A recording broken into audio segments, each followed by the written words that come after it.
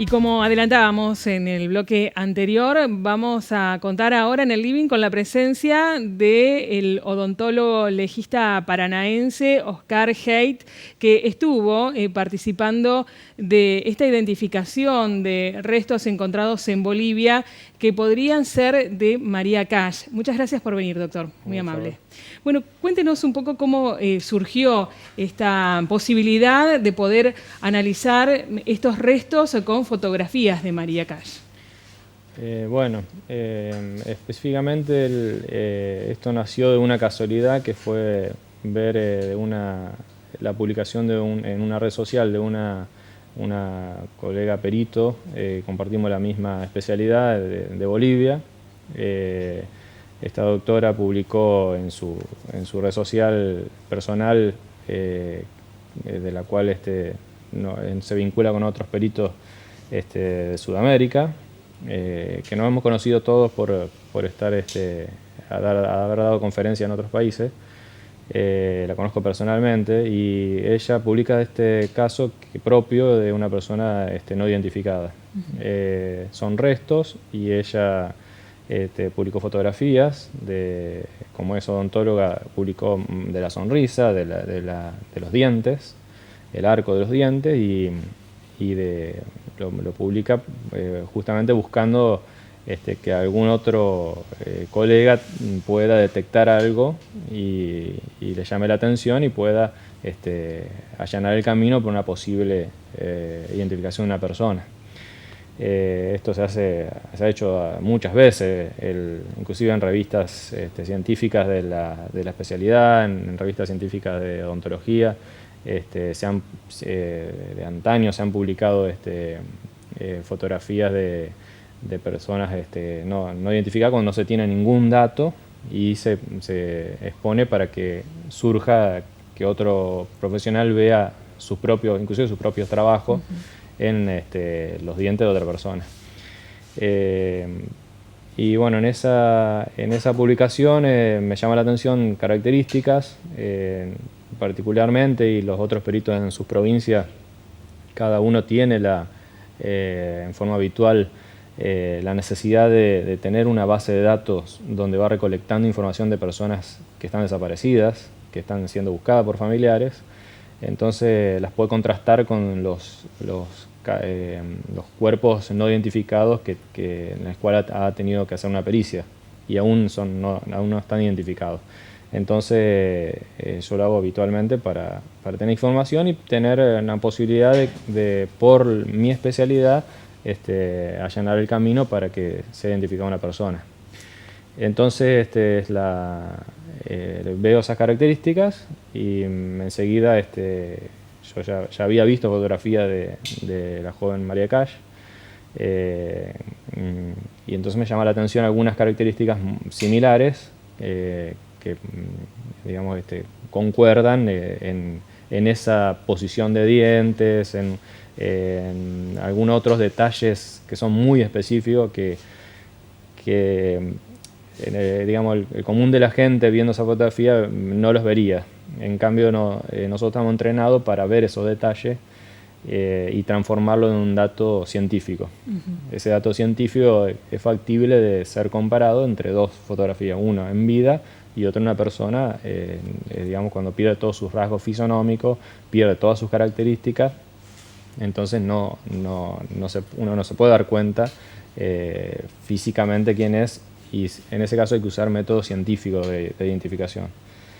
El análisis fue fotográfico.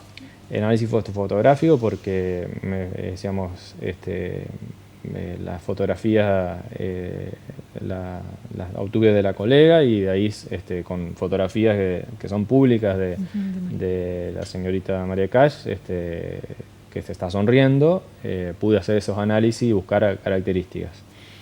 Esto no es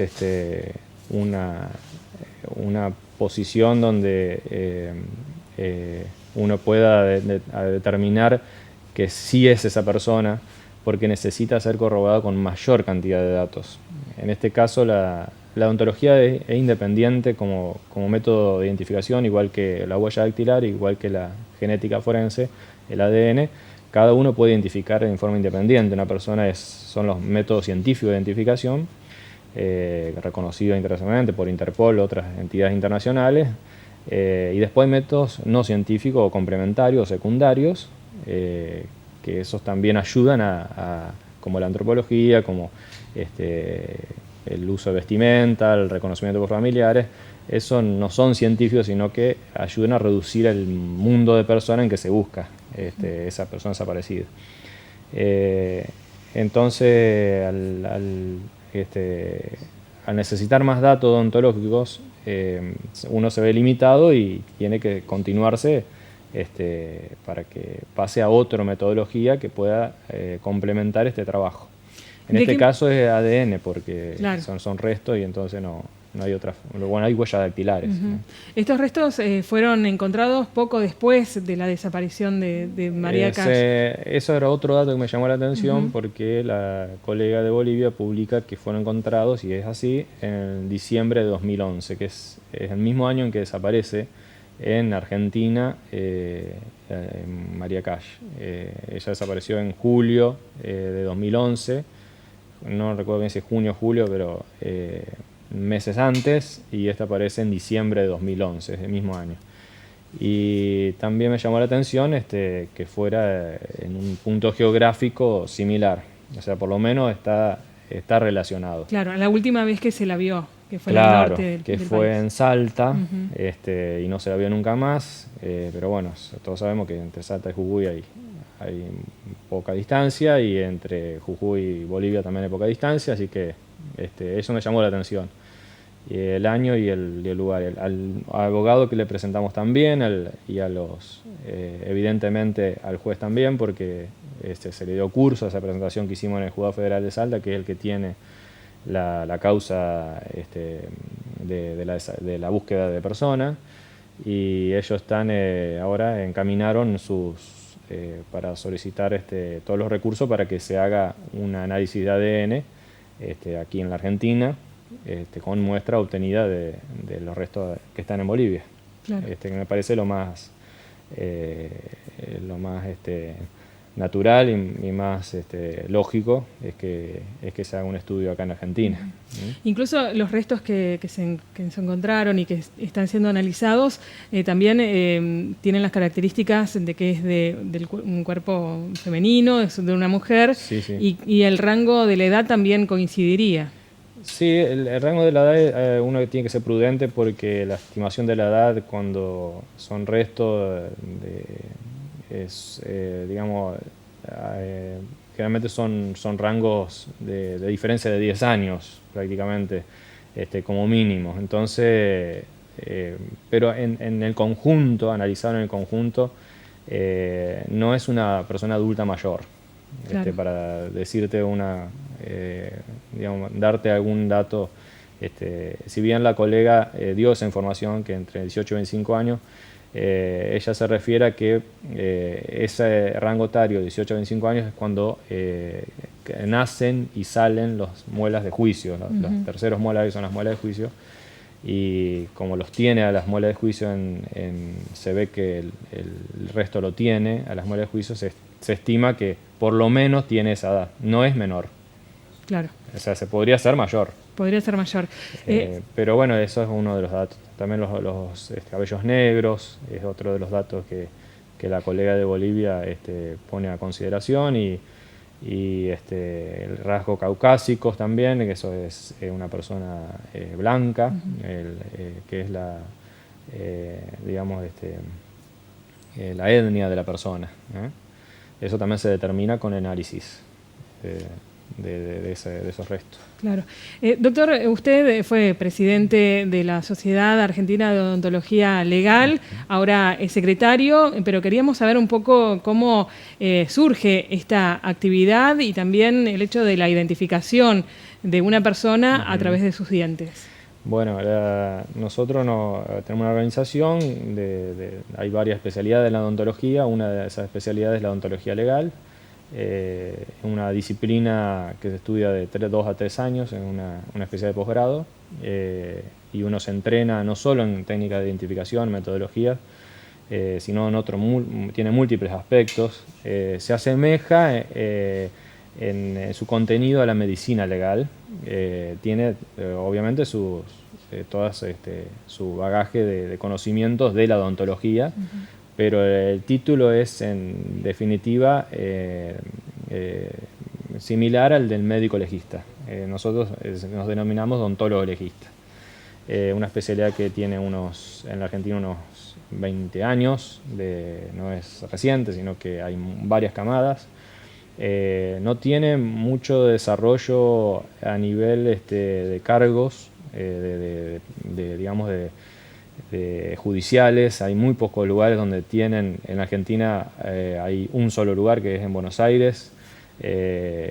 La Corte Suprema tiene una perito odontóloga, la doctora Marta Maldonado, es la única lugar en la Argentina que tiene un cargo específico, y después en el resto del país hay algunas fuerzas que poseen especialistas, pero no es un cargo creado específicamente para ejercer esta especialidad.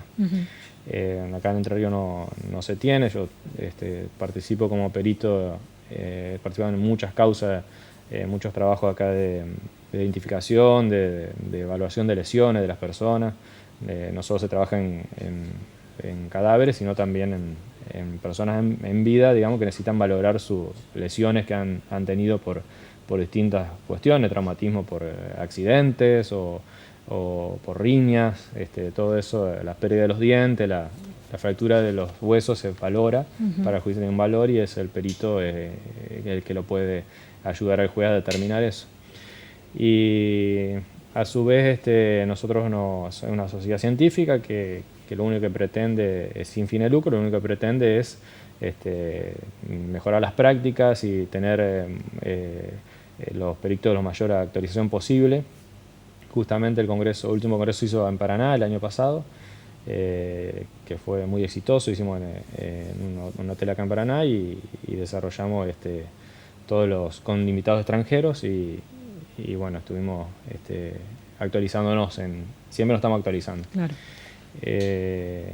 Y en otro aspecto, el aspecto de la identificación de las personas es uno de los métodos, uno de los trabajos que hace el odontólogo legista, particularmente en el caso de comparación de datos de la sonrisa de una persona. En realidad no se trabaja sobre cómo se ríe, sino de los detalles que se ven de los dientes. Los dientes, lo único que digamos que junto con los huesos de una persona quedan de por vida. O sea, toda la parte blanda se destruye, se transforma, desaparece, y finalmente quedan los dientes y los huesos. Entonces, por eso es el principio básico en que los dientes se pueden usar para hacer identificación. Claro. Y además porque lo tuvo toda su vida una persona. Entonces ese detalle no puede haber cambiado. Si bien se puede haber modificado, hay detalles que no pueden haber cambiado, y eso es factible de ser comparado. Entonces no se vale ese principio de la identificación por odontología. Y bueno, yo he tenido varios casos en Entre Ríos y acá en Paraná también, en ciudades vecinas, que llegan a Paraná, y en el que he participado en la identificación también por fotografías, no solo por fichas odontológicas o radiografías, la radiografía siempre es un dato muy importante, es lo más fiel que puede uno tener para valorar como dato, pero también he hecho identificaciones por fotografías de personas. En la página de la sociedad que ustedes tienen hay un link donde también tienen estas muestras de restos de personas que pueden ser comparados, o por lo menos lo pueden buscar aquellas personas que están buscando también a un familiar. Sí, nosotros tenemos una base de datos que no está acceso a la población, no tiene acceso a la población, sino que los compartimos solo los peritos que trabajan en distintas fuerzas en el país. Pueden ser en la policía, puede ser en la justicia, pero que tienen registro de haber participado en algún caso de una persona no identificada.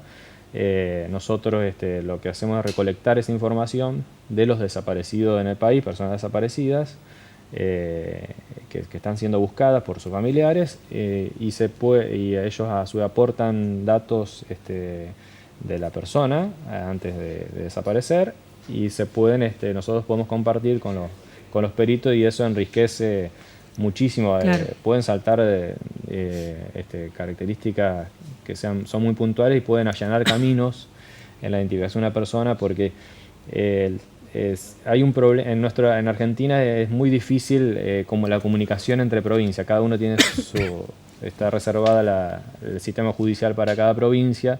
Entonces no tenemos una base de datos, no existe una base de datos oficial. Nosotros como entidad sin fines de lucro queremos hacer eso, una base de datos, y de hecho ya lo empezamos a implementar para poder compartirnos entre los peritos eso.